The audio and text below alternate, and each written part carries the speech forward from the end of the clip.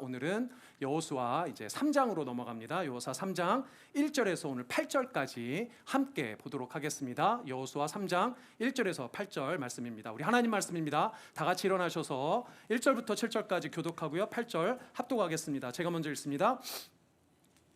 또 여호수아가 아침에 일찍이 일어나서 그와 모든 이스라엘 자손들과 더불어 시딤에서 떠나 요단에 이르러 건너가기 전에 거기서 유숙하니라.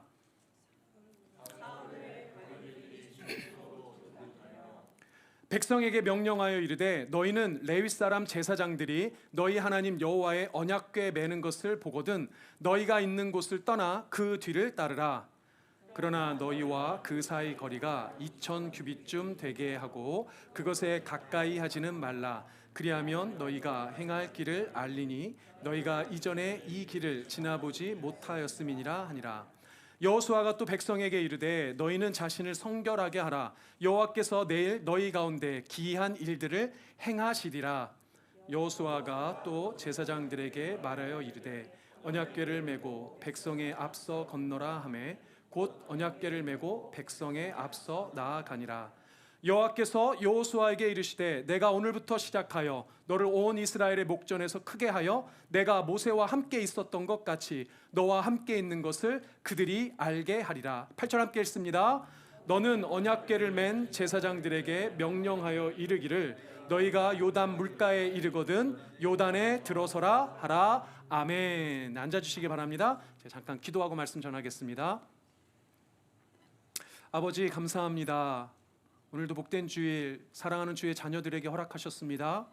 이 시간 아버지 하나님 우리와 함께하여 주시고 주의 마음을 깨닫게 하시고 주의 뜻을 주의 영광을 볼 수 있는 복된 시간이 될 수 있도록 주께서 역사하여 주시옵소서.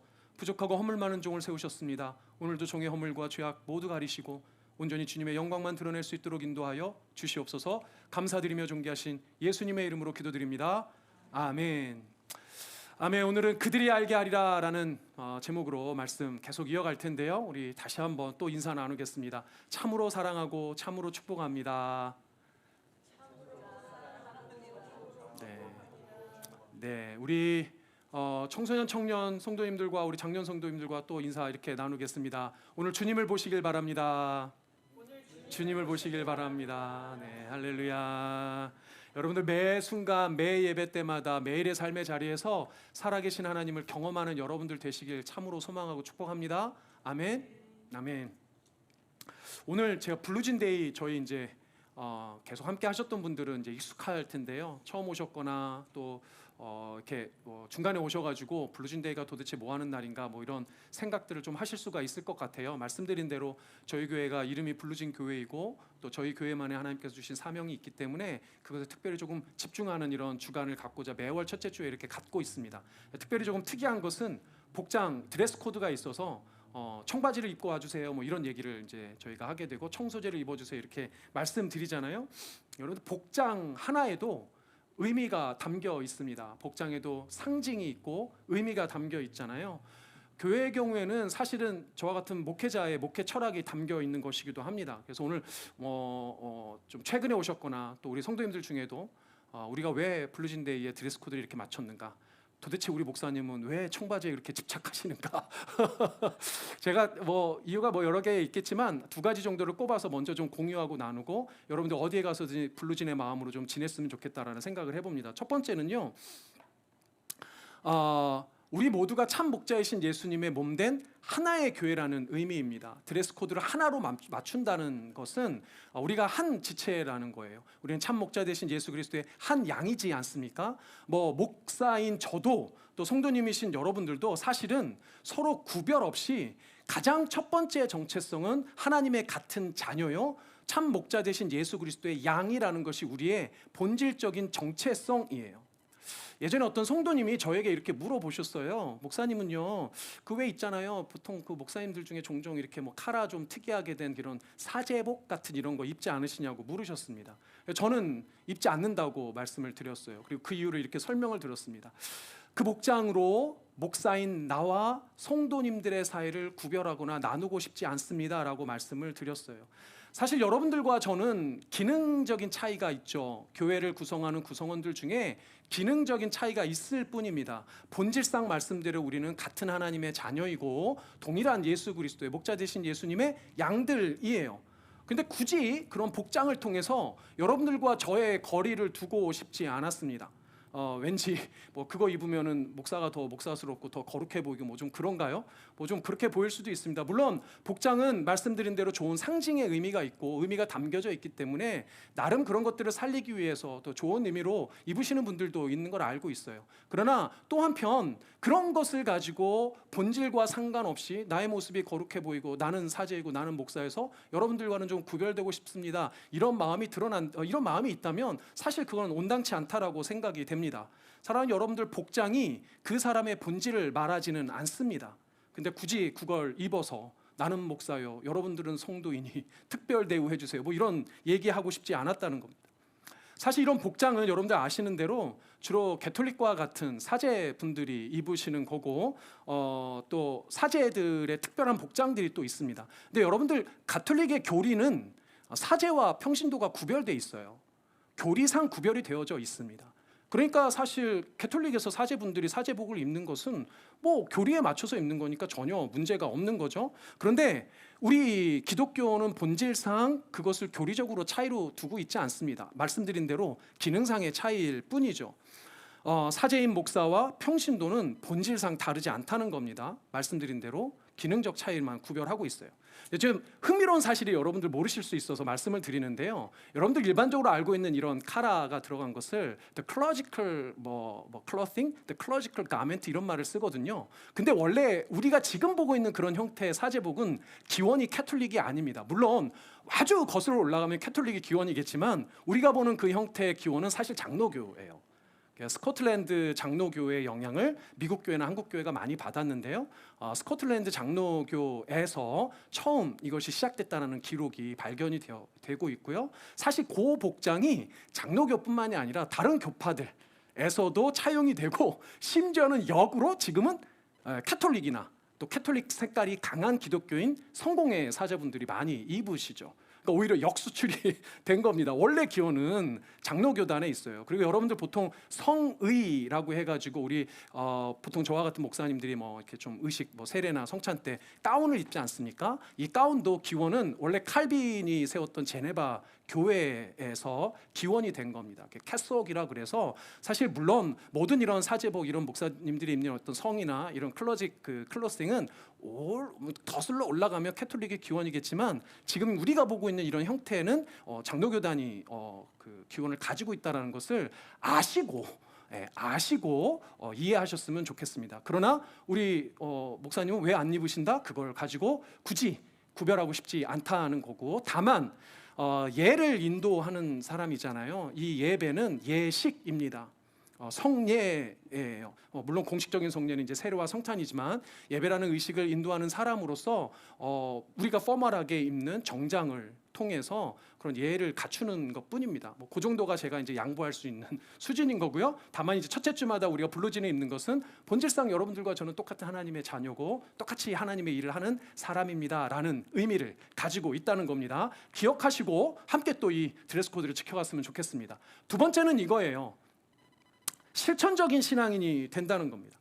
여러분들 오늘 블루진데이의 블루진은 처음 화면에서 보셨겠지만 말 그대로 청바지입니다. 청바지의 기원은 미국이 있죠. 미국의 서부 개척 시대에 이 청바지를 입는 것으로 워커들이 열심히 그 거친 자연과 맞서서 개척의 정신으로 입었던 옷이잖아요. 저는 그 개척 정신이 너무 좋았습니다. 예전부터 좋아가지고 이렇게 개척했는지는 모르겠지만 청바지에는 상징이 실천이에요. 일하는 겁니다. 여러분들 머리로만 아는 신앙인에서 머무르지 않았으면 좋겠습니다. 제가 저의 목회 철학은 진짜 그리스도인이라면 머리로 아는 것에 멈추지 않고 손과 발로 실천하는 신앙인이에요. 손과 발로 실천하는 신앙인이 진짜 그리스도인이라고 믿습니다. 사랑하는 여러분들 이 블루진 교회에서 함께 신앙생활 하시는 동안 혹은 이후에라도 언제 어디서든지 이 두 가지 명심하시고 정말 하나님 앞에 우리 모두가 동일한 하나님의 자녀로 예수 그리스도의 목자 되신 그 예수님의 양으로 몸된 하나의 지체임을 잊지 마시고, 또 하나 우리가 삶에서 주일날 말씀 듣고 성경 공부하고 여러분들 성경으로 말씀 읽고 머리로 아는 것에서 멈추지 마시고 꼭 여러분들의 삶의 자리에서 실천하는 신앙인 되셨으면 좋겠습니다. 아멘. 자, 이제 말씀으로 들어갈 텐데요. 이게 중요한 부분들이 또 있어서 이런 말씀을 또 드렸습니다. 우리가 지난주에 이제 이야기를 좀 돌아가 보도록 할 텐데, 오늘 3장에 사실은 원래 의도는 3장을 다 하고 싶었어요. 근데 양이 준비하다 보니까 생각보다 많더라고요. 그래서 포인트를 잡는다고 잡았는데 특별히 오늘 읽은 8절까지의 전반부만 좀 보고 다음 주에 후반을 좀 이어가도록 하겠습니다.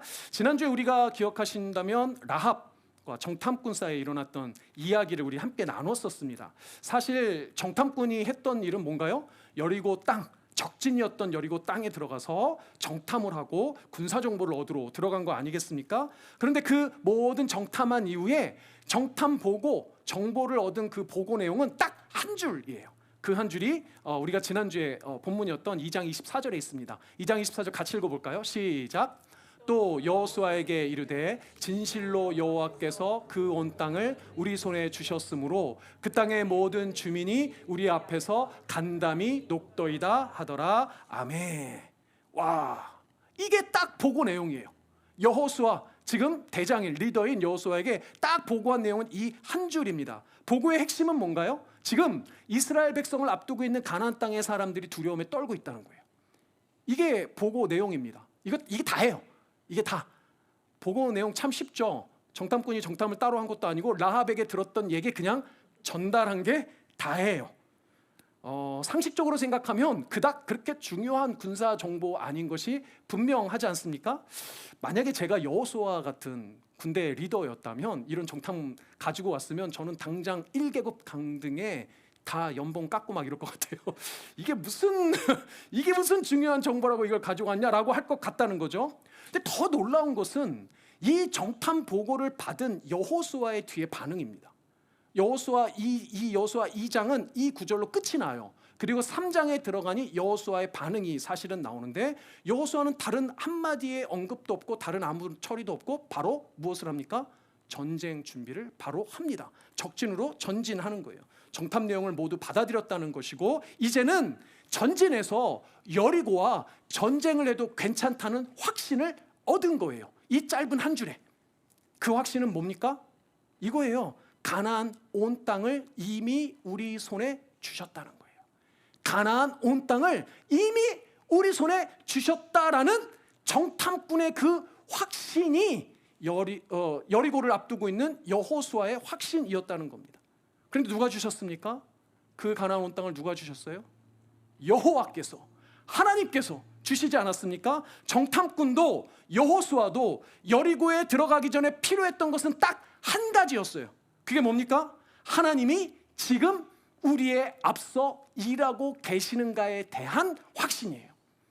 다시 한번요. 지금 여리고와 전쟁을 치르러 가는 이 여호수아와 이 정탐꾼에게 필요했던 것은 딱 한 가지, 우리의 앞서 일하시는 하나님에 대한 확신.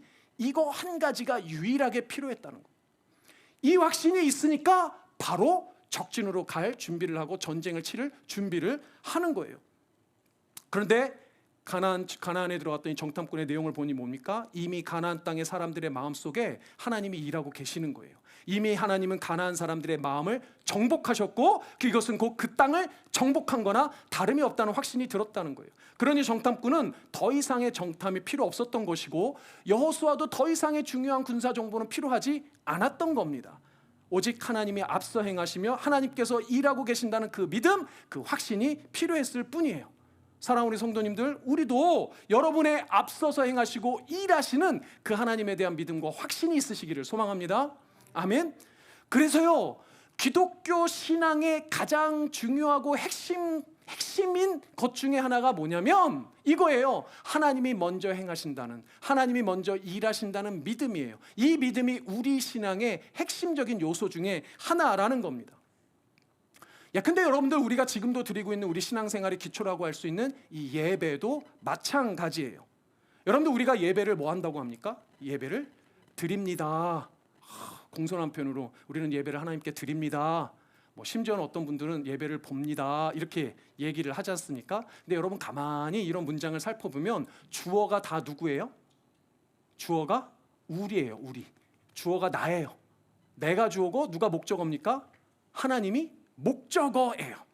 그런데요, 예배를 영어로 해보니, 영어로 우리 예배를 뭐라 그럽니까? 물론 이제 우리가 worship이라고도 하긴 하지만 우리 기본적으로 미국 사람들 영어를 service라고 하잖아요. service. 그럼 여러분들 서비스는 누가 누구에게 서비스 하는 겁니까? 목사인 제가 교회에서 여러분들에게 서비스 주는 겁니까? 아니면 여러분들이 예배를 드리는 거니까 하나님께 서비스를 제공하는 겁니까? 여러분들 한번 생각해 보셨으면 좋겠습니다. 하나님이 무슨 서비스가 필요하실까요? 여러분들 예를 들면 뭐 헌금에 대한 얘기를 좀 하겠습니다. 나중에 헌금 본문이 나오면 자세하게 얘기 나누겠지만, 여러분들의 헌금이 하나님이 필요해서 매 주일마다 여러분들 헌금 서비스 받으시려고 여기서 하나님 여러분들 기다리고 계실까요? 하나님을 그렇게 궁색하고 옹졸한 하나님 만들지 마시기를 바랍니다. 하나님이 무슨 헌금이 필요해서, 온 세상의 주인이시며 온 만물의 주인이신 하나님이 무슨 여러분들 헌금 필요해서, 여러분들 서비스 필요해서 주일마다 여러분들 기다리고 계시겠어요? 아니죠. 여러분들 하나님께서 우리의 서비스를 받으시고자 이곳에 계신 것은 아니란 말이에요. 물론 예배를 한마디로 정의하기는 쉽지 않습니다. 예배는 아주 포괄적이고 풍성한 의미를 담고 있어요. 성경에서도 한마디로 정의하기 되게 어렵습니다. 심지어는 그래서 공부하시는 분들은 예배학을 따로 전공해서 PhD 받고 막 엄청 공부해요. 아무리 뭐 최소한 제가 약하게 드려도 한 학기 이상 수업 들어야 예배가 이런 거다라고 아실 수 있는 정도인데, 그거 다 다룰 수는 없지만 이 시간에 그냥 예배를 우리 영어로 서비스라고 하니까 서비스에만 좀 집중을 해보면, 사실 사랑하는 여러분들, 성경에서 예배의 개념을 서비스로 본다면 그 서비스를 가장 먼저 해주신 분은 하나님이 우리에게 서비스를 해주셨어요. 그래서 원래 서비스라는 영어의 이 명칭 자체가 하나님께서 우리에게 서비스 주신다는 의미입니다. 어디서 찾을 수 있을까요? 여러분, 창세기에 처음 하나님께서 인간을 창조하실 때 하나님께서 우리에게 무엇을 서비스로 주셨나요? 하나님의 형상을 주셨죠. 하나님의 형상을 서비스로 주신 거예요. 여러분, 하나님께서 안 주셨으면 여러분들은 하나님의 형상이 없지 않겠습니까? 그것뿐인가요? 하나님께서 모든 것이 갖추어지고 있는 에덴 동산을 여러분들에게 서비스로 주셨잖아요. 공짜로 다 주셨잖아요. 선악과 하나 빼곤 다 주셨잖아요. 꼭 선악과 하나 안 주셨다고 불평하는, 험한 소리 나올 뻔했네요. 다 주셨어요. 다 서비스 주셨단 말입니다. 여러분들, 우리가 예배를 드릴 때 이 예배는 하나님께서 우리에게 서비스로 주시지 않으면 우리는 드릴 수 없어요. 신앙인의 모든 우리가 드리는 예배는 하나님께서 우리에게 예배자로 부르심의 은혜가 있기 때문에 예배를 드릴 수 있는 거예요. 여러분들 발로 아침에 씻고 뭐 하고 해서 제가 뭐 운전해가지고 뭐 이렇게 해서 왔다, 오케이, 좋아요, 다 맞습니다. 맞아요. 그런데 예배의 자리를 하나님께서 서비스로 여러분들에게 주시지 않으면 여러분들 드리고 싶어도 드릴 수가 없어요. 그래서 하나님께서 말라기에 보시면 그 제사장들의 탐욕스러운 그 제물 앞에 하나님께서 뭐 하고 싶다고 말씀하십니까? 내가 이 성전문을 걸어 잠글 자가 있으면 좋겠도다라고 탄식하시는 거예요. 하나님이 받지 않으시면 우리는 예배를 드릴 수조차 없는 겁니다. 그래서 사랑하는 여러분들, 우리 신앙인의 모든 삶을 예배라고 한다면 그 예배하는 삶의 주권은 누가 가지고 계십니까? 하나님이 가지고 계신 거예요. 그래서 여러분들 이 명제를 꼭 기억하셨으면 좋겠습니다. 인간이 주어인 능동태 인생이 아니라 하나님이 주어인 수동태 인생이 그리스도인의 삶이에요. 그리고 그것이 은혜임을 확신하는 삶을 사는 게 그리스도인이에요. 다시 한번요. 인간이 주어인 능동태의 삶이 아니라 하나님이 주어인 수동태 인생이 진짜 그리스도인의 삶이라는 거예요. 하나님께서 주어가 되어 주시기에, 우리보다 앞서 행하시고 일하여 주시기에 우리가 우리의 삶을 예배로 하나님과 동행하며 살 수 있다는 겁니다. 하나님이 먼저 행하시고 먼저 일하신다는 그 사실을 믿는 믿음, 그 확고한 확신이 하나님께서 우리에게 주신 은혜라는 거예요. 그 은혜 안에 사시는 여러분들 되시기를 축복합니다. 그래서요, 오늘 우리가 이 본문에서 확인하고 싶은 게 바로 이 내용이에요. 하나님이 앞서 행하시고 앞서 일하신다는 것이 어떤 것인지를 우리에게 보여주신다는 겁니다. 오늘 설교의 제목이 그들이 알게 하리라죠. 오늘 본문 7절에 있는 내용인데요. 7절 여러분들 다시 한번 읽어보겠습니다. 시작.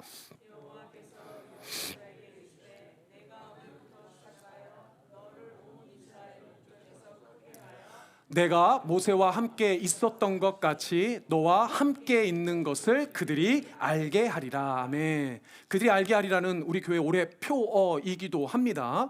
여러분들 지금 이 말씀은 하나님께서 여호수아에게 주시는 약속의 말씀이에요. 내가 모세와 함께 했었던 것처럼 너와도 함께 할 텐데 너와 함께 한다는 그 사실을 알게 하겠다는 거예요. 근데 누구에게 알게 하겠다는 겁니까? 그들은 누군가요? 1차적으로는 이스라엘 백성이에요. 이스라엘 백성에게 그 사실을 알게 하겠다는 겁니다. 무엇을 알게 하신다는 거예요? 말씀드린 대로 하나님이 여호수아와 함께 하시는 것, 혹은 반대로 여호수아에게 지금 하나님이 함께 하시는 것, 이것을 알게 하시겠다는 겁니다. 그러니까 중요한 것은 여기에서 누가 알게 하느냐예요. 이 문장의 주어가 누구냐는 거예요. 누굽니까? 하나님. 하나님이 알게 하시는 거예요. 하나님이 앞서 행하시며 일하셔서 여호수아와 함께 하시는 하나님, 하나님이 함께 하시는 여호수아를 알게 하시겠다는 거예요. 여호수아가 발 뻗고 나아가서 나 좀 알아주세요 하고 뛰어다니고 소리치고 이러는 게 아니란 말이에요. 하나님이 결국 알게 하신다는 겁니다. 지금 우리에게 가장 필요한 확신이 바로 이 내용이에요. 근데 이런 확신이 어떻습니까? 여러분들 말을 이렇게 말씀드리고 설교 드릴 때는 그렇지, 맞아.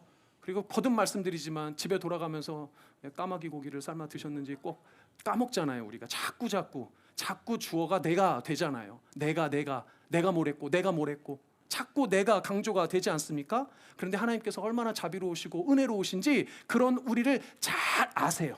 그래서 사용하시는 방법이 뭐냐면 자꾸 반복시켜 주십니다.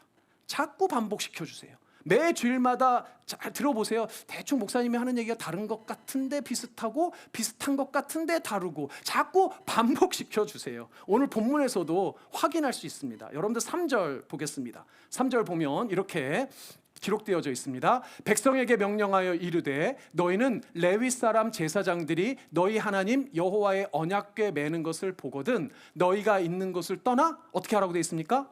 그 뒤를 따르라 이렇게 돼 있죠. 6절 여러분들 읽어보겠습니다. 시작. 6절입니다. 6절 시작. 말하여 이르되 언약궤를 메고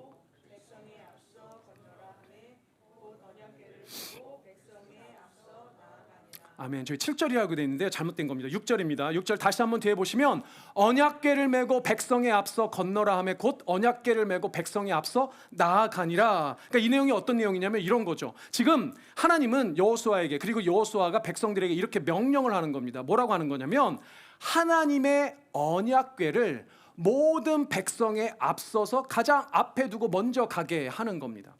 여러분도 좀 이상하죠? 사실 지금 전쟁 치르러 가는 거잖아요. 지금 전쟁을 치르러 가면 여러분들 같으면 누구를 앞장 세우겠습니까? 뭐 천병을 앞장 세우지 않겠습니까? 가장 탁월한 무슨 이 병사들을 앞장 세우든지 기마병이나 뭐 이 기동력이 빠른 부대가 있다면 그런 부대를 뭐 앞장을 세우든지 뭐 이러지 않겠어요? 그런데 뜬금없이 하나님은 여호수아에게 여호수아는 또 백성들에게 뭐라고 명령하냐면 언약궤를 제일 앞장 세우라는 거예요. 그리고 심지어는 그 언약궤를 바로 뒤쫓지 말고 조금 떨어져서 2000 규빗쯤 떨어져서 움직여라 뒤를 따르라 이렇게 말합니다. 여러분들 규빗이라는 길이가 어느 정도 된다고 제가 예전에 한번 말씀드렸는데 규빗이 어디에서 어디까지 길이죠? 사람의 팔에서 팔꿈치까지 요 길이. 그러니까 뭐 좀 긴 사람은 규빗이 더 길겠고 짧은 사람은 짧을 테지만 제가 상당히 평균이거든요. 요 정도 한 평균이라고 생각하면 대충 학자들이 계산하기에 한 900m 정도 이렇게 생각하시면 될 것 같아요. 그러니까 약 1km 정도 되는 거죠. 그러니까 언약궤보다 한 1km 정도 뒤에 서서 뒤따르라는 거죠. 조금 독특한 명령이고 상식적으로는 이해가 안 되는 명령이에요. 왜 하나님께서는 이렇게 말씀을 하셨을까 보니 오늘 본문에서 찾을 수 있는 이유는 두 가지입니다. 첫 번째는 하나님께서 이스라엘 백성들에게 행할 길을 알게 하시기 위함이었어요. 행할 길을 알게 하시기 위해서. 오늘 본문 4절에 보니까 이렇게 말씀이 나옵니다. 그러나 너희와 그 사이 거리가 2000 규빗쯤 되게 하고 그것에 가까이 하지 말라. 그리하면 너희가 행할 길을 알리니 너희가 이전에 이 길을 지나보지 못하였음이니라 하니라. 무슨 말이에요? 이스라엘 백성들은 광야에서 40년 동안 떠돌다가 이제 가나안 땅은 처음 들어가는 거예요. 요단을 건너는 게 강을 건너야 되는 길이잖아요. 이들은 한 번도 가보지 못한 미지의 길이에요. 한 번도 살아보지 못한 미지의 인생이에요. 그 행할 길을 하나님의 언약궤가 앞서서 가서 그 길을 알려주겠다는 거예요. 여러분도 운전하시면 그렇잖아요. 처음 가보는 길 그냥 머릿속에서 자동적으로 지도가 그려집니까? 아니죠. 뭐부터 찾나요? 내비게이션 딱 열어야 되잖아요. 뭐 맵을 딱 열어가지고 쳐야 행할 길을 알지 않나요? 마치 그런 것처럼 이스라엘 백성들에게 지금 당장 가야 될 그 길이 어디가 어딘지를 알지 못한다는 거예요. 좌로 가야 될지 우로 가야 될지 전진해야 될지 후진해야 될지 이들에게도 지도가 필요하다는 겁니다. 이들에게도 내비게이션이 필요하다는 거예요. 그 내비게이션 역할을 해주는 게 뭡니까? 이제 앞서 행하는 언약궤인 거예요. 마치 이스라엘 백성들이 광야에서 40년을 지내면서 하나님께서 무엇을 보내셨나요? 구름 기둥과 불 기둥으로 이스라엘 백성을 보호하시고 지키시며 갈 길을 인도하신 것처럼 이제 그 언약궤를 통해서 하나님께서 이스라엘 백성들의 그 미지의 길을 앞서서 인도해 주신다는 겁니다. 두 번째는 이게 이 본문 전체의 내용에서 보면 모든 것을 포괄해서 조금 더 중요한 내용일 수 있는데요. 두 번째는 기적을 보게 하시기 위함입니다. 근데 기적을 어떤 한 사람만 보게 하시기 위함이 아니고 모두가 보게 하시기 위함이에요. 이제 하나님이 일으키실 놀라운 그 기적의 일을 모두가 보게 하시기 위해서 이렇게 행하시는 겁니다. 오늘 본문 5절에 보니까 이렇게 말씀합니다. 여호수아가 또 백성에게 이르되 너희는 자신을 성결하게 하라. 여호와께서 내일 너희 가운데 기이한 일들을 행하시리라. 아멘. 사랑하는 여러분들 하나님이 구별하신 선택한 특별한 백성들 아닙니까? 여러분들 구원받은 특별한 백성을 하나님께서 이미 구별하셨어요. 그 구별하신 백성들에게 특별한 일을 보여주세요. 기적과 같은 기이한 일들을 보여주실 거란 말이죠. 그런데 놀라운 일은 이때 당시에 우리 성도님들 우리는 몇 안 되니까 우리는 여기서 바로 앞에 펼쳐도 다 보겠지만 당시에 이스라엘 백성은 좀 많았어요. 여러분들 출애굽한 이후에 모든 출애굽 1세대가 광야에서 죽고 지금 가나안에 입성하는 출애굽 2 이스라엘 백성들은 출애굽 2세대라고 말씀드렸잖아요. 이 출애굽 2세대가 대충 몇 명 정도 되냐면 민수기 26장을 토대로 보면 최소한 60만 명 이상이에요. 60만 명. 그런데 당시 성경에서는 계수를 할 때 성인 남자만 계수를 했기 때문에 일반적으로 학자들이 생각할 때 최소한 당시 이스라엘 백성의 인구는 아무리 작게 잡아도 100만 이상, 많으면 300만까지도 될 수 있겠다 생각을 합니다. 그러면 우리가 대충 평균 잡으면 200만은 되지 않겠어요? 200만 명, 어마어마한 인구입니다. 한국의 광역시 인구 따질 때 100만 이상인데 두 개의 광역시 인구가 동시에 봐야 돼요. 그래서 2000 규빗이라는 1km라는 거리를 뛰어놓은 겁니다. 이해가 되시죠? 1km 정도는 뛰어놔야 사람들이 다 볼 수 있다라고 얘기를 하시는 겁니다. 당시 이스라엘 백성들은 언약궤를 무엇이라고 이해를 했냐면요, 그 언약궤는 하나님이 임재하시는 하나님의 현의 장소였어요. 곧 언약궤 자체가 하나님이 임하시는 것이고 언약궤 자체가 하나님이 앞서 행하시는 거죠. 그러니까 언약궤가 백성들의 맨 앞에 나아간다는 그 사실은 하나님이 앞서 가셔서 일하신다는 것을 의미해요. 그런데 그 하나님의 일하심을 지금 누가 가장 먼저 확신해야 하는 거예요?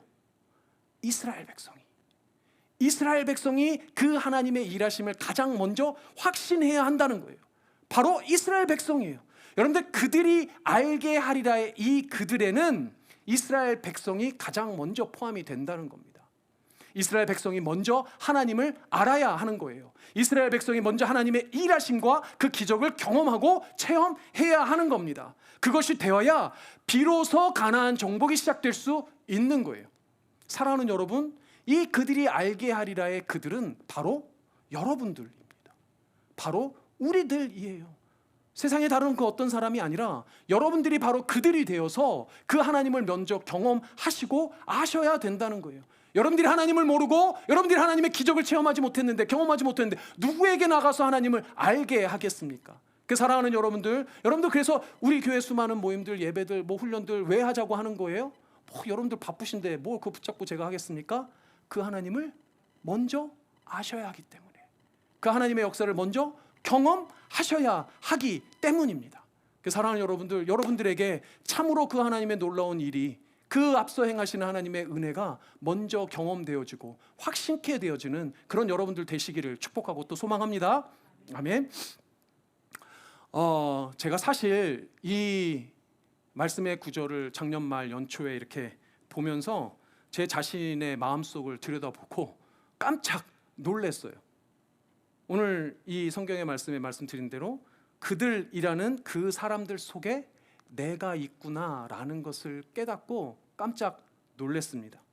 왜냐하면 내가 가장 먼저 알아야 되는데, 내가 가장 먼저 확신해야 되는데, 나에게 그 암과 그 확신이 있는가라는 질문에 답이 덜커덕하고 안 나오는 거예요.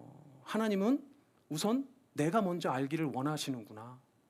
하나님은 우선 먼저 내가 깨닫고 확신하기를 원하시는구나. 그런 마음이 내 마음에 들면서, 제 마음에 들면서 저의 연약함과 저의 교만함이 확 들킨 것 같았습니다. 여러분들과 함께 이 블루진 교회를 개척하고 세워나가면서 영적 지도자로서 저에게 필요한 것은 이 확신 하나밖에 없다라는 깨달음과 믿음이 다시 들었어요. 하나님 앞에 회개하며 마음을 다시 부여잡았고, 또 하나님께서 지금도 우리와 함께 하시고 앞서 일하고 계신다는 확신을 다시 갖게 하셨습니다. 그리고 하나님이 은혜 주셔서 지금 이 순간 이 말씀을 여러분들에게 또 전할 수 있게 된 거죠. 그리고 여러분들 앞에도 잠시나마 흔들렸었던 저의 마음을 솔직히 고백하면서 여러분들도 저와 함께 다시 한번 붙드시고 확신하시고 그 주님과 동행하는 신앙생활을 우리 함께 해나갔으면 좋겠습니다. 어떤 성도님이 저에게 그런 고백을 하셨어요. 같이 예배드리고 말씀 듣다 보니 마음에 하나님께서 그런 감동을 주시더랍니다. 목사님, 이제 더 이상 예전의 삶을 살고 싶지 않습니다. 이제 새로운 삶을 살고 싶습니다. 뭐 자세한 얘기는 제가 할 수는 없지만 제가 또 특별히 다른 답을 할 수가 없었어요. 제가 먼저 너무 많은 도전을 받았고 제가 먼저 큰 위로를 받았기 때문에 특별하게 많은 말씀을 드리지 않았지만 너무 동의가 되고 너무 도전이 되고 너무 위로가 됐습니다. 우리는 더 이상 이전의 삶, 광야에 머물렀던 삶, 애굽에서의 삶으로 돌아가면 될까요? 아니죠. 우리는 이제 가나안 땅, 그 새로운 삶을 꿈꾸며 나아가는 사람들 아니겠습니까? 그래서 저는 저와 여러분들이 그 삶을, 그 새로운 삶을 갈구하고 갈망하며 간절히 이뤄내는 삶을 살았으면 좋겠어요. 사실 우리가 오늘 읽은 이 여호수아의 말씀이 바로 그 새로운 삶에 대한 이야기입니다. 제가 공부했던 총신대에 구약을 가르치시는 김지찬 교수님이라는 분이 계세요. 되게 유명하신 분입니다. 여러분들 말씀 찾아보면 찾으실 수 있는 분인데요. 너무 말씀도 잘하십니다. 구약을 전공하셨는데 특별히 역사서를 전공하셔서 이 여호수아에 대한 주석도 써서 내셨습니다. 그 주석서 이름이 여호와의 날개 아래 약속의 땅을 향하여라는 아주 멋있는 제목이에요. 이 제목의 책 가운데 오늘 이 본문의 장면을 두고 교수님이 이렇게 얘기를 하셨습니다. 우리 같이 읽어볼까요? 시작. 이스라엘이 홍해물 가운데로 걷는 것이 탈출과 해방을 가리킨다면 요단을 건너는 것은 약속의 땅에서 새로운 삶을 사는 것을 가리킨다. 아멘. 저는 이 말씀 그대로 여러분들이 이제 앞으로 하나님이 앞서 행하셔서 모든 것을 일해 놓으신 그 가나안 땅, 약속의 땅에서 여러분들의 인생의 모든 나머지의 미지의 길이 두려움의 길이 아니라 확신의 길이 되어서 새로운 삶을 살아가는 은혜가 있었으면 좋겠습니다. 그래서 그 하나님의 놀라우신 기적을 날마다 체험하는 삶을 사셨으면 좋겠어요. 사랑하는 여러분들, 여러분들보다 앞서 행하시고 일하시는 그 하나님의 놀라운 은혜, 그 은혜를 날마다 누리시고 새로운 삶을 살아내시는 우리 사랑하는 블루진 한인교회 모든 성도님들 되시기를 주님의 이름으로 축복합니다. 아멘. 그래서 오늘 찬양 은혜로다 다시 한번 할 거예요. 은혜로다 이 찬양할 때 다시 한번 마음에 야, 그 은혜 너무 감사하다. 내가 더 이상 애굽의 삶이 아니라 자유한 삶을 주셨구나. 이제 가나안 땅의 새로운 삶을 내가 살리라 라는 그 마음을 다시 확인하시고 다짐하시면서 이 찬양 함께 하도록 하겠습니다.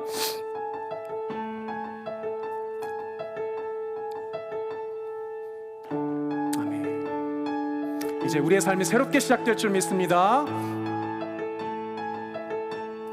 시작됐네. 우리 주님의 능력이 나의 삶을 다스리고 나의 삶을 다시 새롭게 하실 줄 믿습니다. 새롭게 하네, 자유하네, 자유하네. 아멘. 죄와 사망으로부터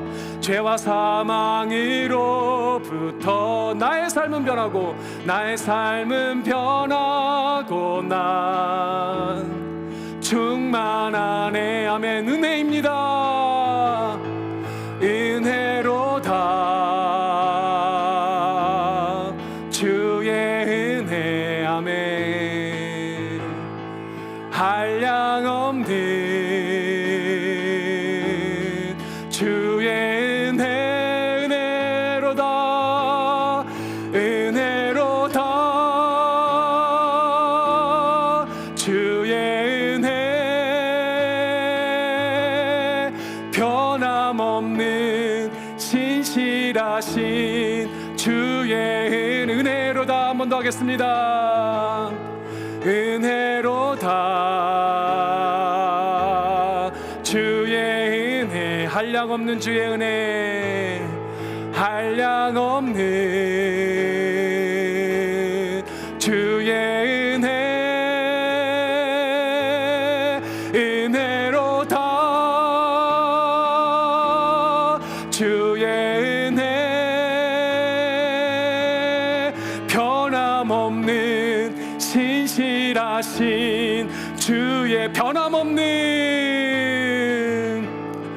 변함없는 신실하신 주. 우리 확신하면서 변함없는, 마지막으로 변함없는 신실하신 주의 은혜.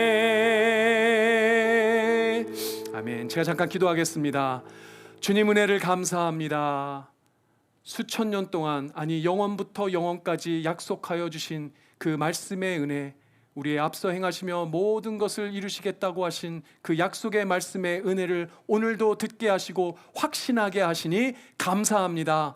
내 삶을 더 이상 내가 주어가 되는 삶이 아니라 하나님 아버지께서 주어가 되어서 주권자 되어주신 아버지 하나님 고백하며 사는 아버지 하나님 복된 인생이 될 수 있도록, 참된 은혜를 누릴 수 있도록 우리 사랑하는 성도님들의 모든 삶의 자리 가운데 함께하여 주시고 늘 충만한 주의 은혜로 풍성한 삶을 살 수 있도록 우리 성도님들의 삶을 주장하여 주시옵소서. 오늘도 이 예배의 자리에 귀한 헌금과 예물로 주님 앞에 영광 드립니다. 귀한 예물과 헌금 받아주시고 주님 이 땅 가운데 외롭고 소외되고 가난한 이웃들에게, 또 아버지 하나님 이 교회에 필요한 모든 삶의 형편 가운데 쓰임받을 수 있도록 도와주시고, 사랑 우리 성도님들의 모든 손길 가운데, 삶의 자리 가운데 풍성하게 채워주셔서 아낌없이 나눔없이 나누고 베푸는데 부족함이 없도록 주님께서 역사하여 주시옵소서. 감사드리며 존귀하신 예수님의 이름으로 기도드립니다. 아멘.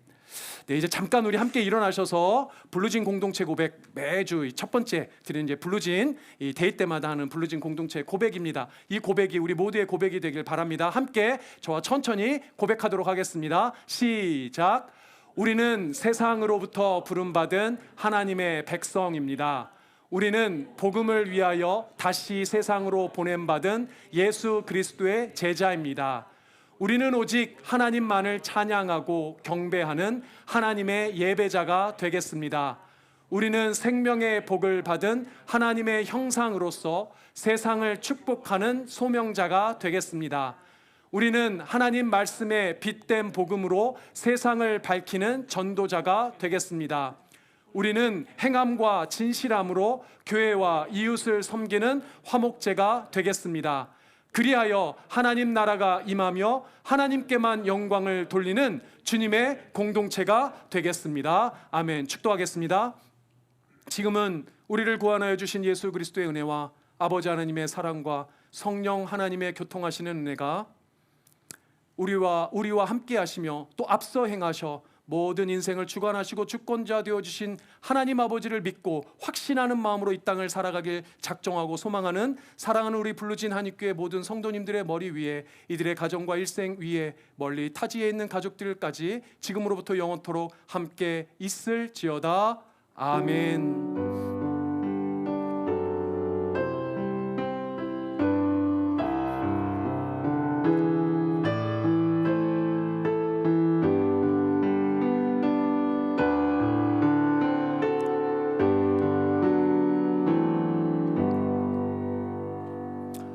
네.